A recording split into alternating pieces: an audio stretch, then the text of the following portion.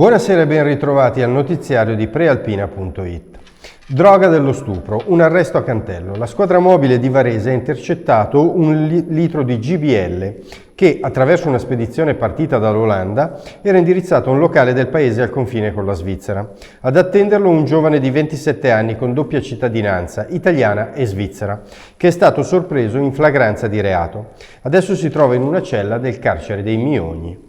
Quel quantitativo di liquido poteva essere trasformato in 2000 dosi di droga dello stupro. Alla consegna i poliziotti sono entrati in azione.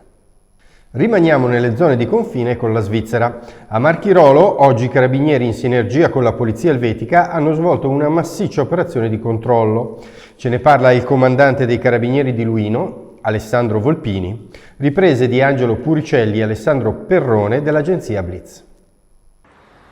Proseguono i controlli delle pattuglie congiunte dell'Arma dei Carabinieri del Comando Provinciale di Varese con la Polizia della Gendarmeria del Cantone del Ticino.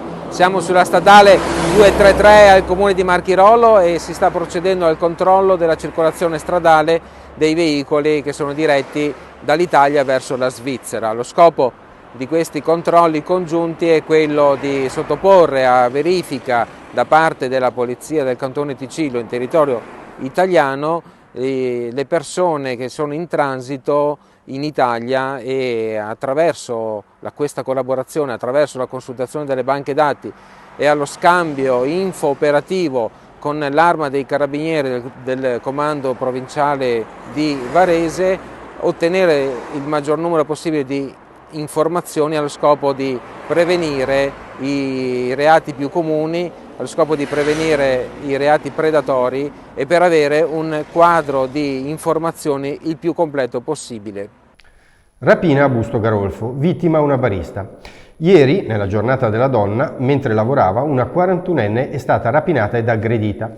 È accaduto alle 14:30 in un locale di via Arconate. Un malvivente è entrato e per farsi dare l'incasso non ha esitato a sferrare un pugno alla donna, per poi fuggire con i soldi. La barista è stata soccorsa sulla vicenda, indagano ora i carabinieri. Si trova in gravissime condizioni una giovane di 21 anni che oggi è stata investita da un'auto. L'incidente è avvenuto in via Dante a Lonate Pozzolo, poco prima delle 14. La donna è ora ricoverata all'ospedale di Busto Arsizio. L'auto si è subito fermata e chi era al volante ha prestato i primi soccorsi. Qualche ora dopo un altro investimento, intorno alle 16:40 in via Rossini a Busto Arsizio, è stata travolta una bimba di 7 anni. Sono intervenute 2 ambulanze e di soccorso. Non sarebbe in pericolo di vita. Ora i dati sul Covid. Il bollettino regionale indica che c'è un lieve incremento dell'indice di positività. Passa all'8,6% rispetto al 7,8% di ieri. I nuovi positivi in Lombardia sono 5.583 a fronte di 63.772 tamponi. In provincia di Varese si registrano 496 contagi. Sono comunque in calo i ricoveri sia in terapia intensiva sia negli altri reparti.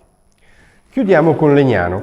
Si chiama Progetto Spugna, è quello scelto dal comune per risolvere il problema delle alluvioni. Sentiamo Luigi Crespi, immagini di Walter Todaro dell'agenzia Publifoto. Troppo cemento, troppo asfalto, troppe superfici impermeabilizzate e quindi quando piove su Legnano l'acqua non riesce ad arrivare alla falda.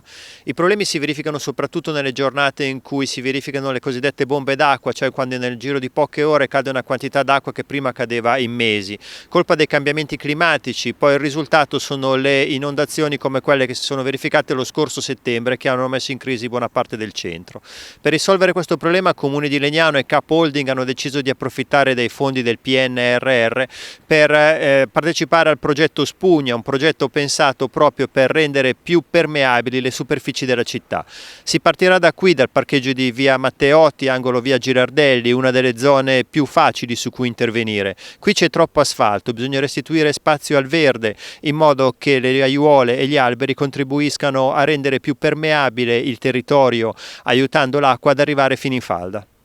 Per il momento è tutto, un augurio di serena serata e arrivederci alle 13 di domani per una nuova edizione del notiziario di prealpina.it.